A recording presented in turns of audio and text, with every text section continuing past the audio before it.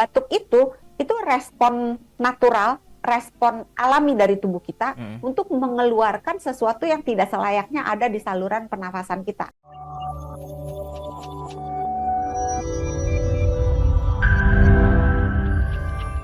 Gaya hidup nih dok, kalau ngomongin gaya hidup apa yang bisa kita terapin supaya bisa mencegah si batuk berkepanjangan ini bisa terus-terusan? Nah, susahnya polusi juga sering menyebabkan batuk. Itu dia. Nah, ini kan lagi rame. Sebenarnya kalau dibilang polusi itu apakah baru sekarang aja ada? Enggak sih. Iya, udah dari dulu bahkan kan. Iya, sekarang aja jadi rame mungkin karena makin lama makin parah gitu kan.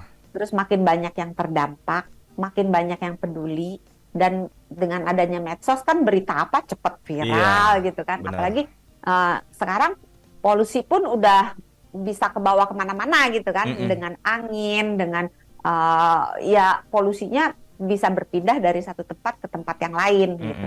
Nah, mungkin ini yang menyebabkan jadi viral bahwa polusi ada dari dulu, iya. Tapi polusi menyebabkan batuk berkepanjangan, iya, dan apakah berbahaya atau tidak tergantung yang masuk. Karena polusi itu merupakan sebuah iritan, benda asing yang masuk ke dalam saluran pernafasan yang menyebabkan refleks batuk. Batuk itu sebenarnya bukan sesuatu yang perlu dimusuhi gitu.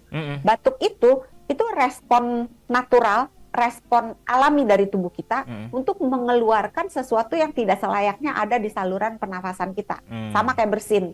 Makanya kalau misalnya kita keselak deh, batuk. keselak kan berarti ada cairan atau ada makanan yang dari harusnya masuk ke saluran pencernaan, dia masuk ke saluran pernafasan. Kan kalau kita keselak, minum deh, kita keselak, terus batuk kan? Iya, responnya batuk. Iya. Nah, terus kena polusi juga. Kalau kena asap langsung batuk kan, gitu kan?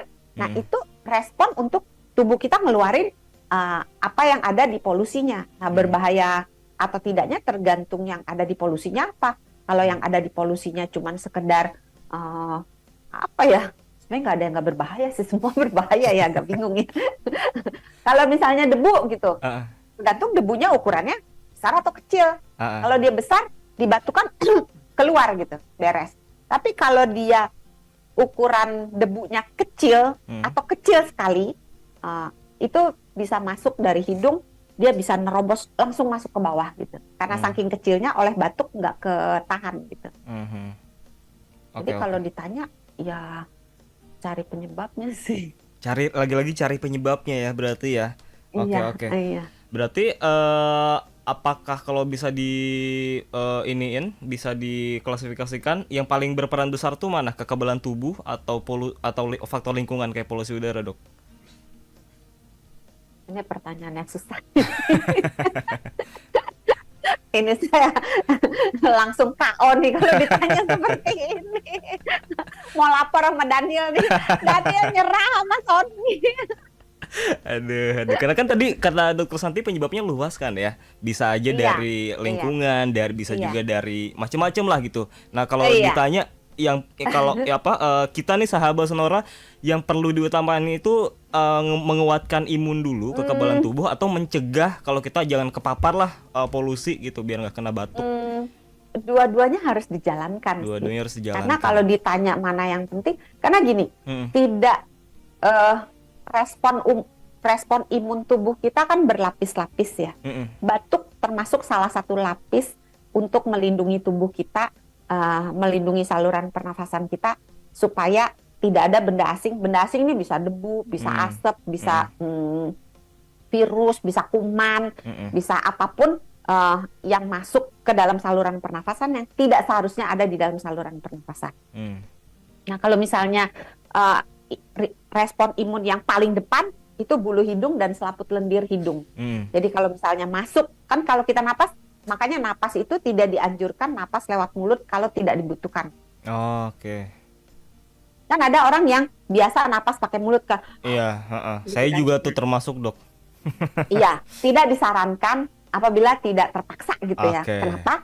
Di mulut kita tuh tidak ada bulu mulut. Nggak ada filter ya? Nggak ada filternya.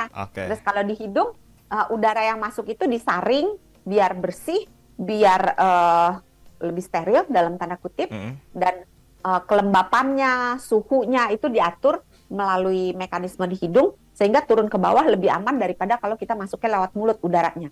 Nah, kalau misalnya masuknya itu banyak banget atau daya tahan tubuh kita lemah banget, garda terdepan lolos. Jadi kuman, virus, bakteri, debu dan sebagainya bisa masuk ke dalam. Tapi nggak semata-mata cuma imun kita, karena tadi yang seperti saya bilang, kalau misalnya polusinya itu, di dalam polusinya ada benda padat atau benda cair yang nebeng di benda padat itu yang kita kenal sebagai PM 2,5 dan PM 10, kalau dia kecil banget, mau imunnya sebagus apapun dia lolos.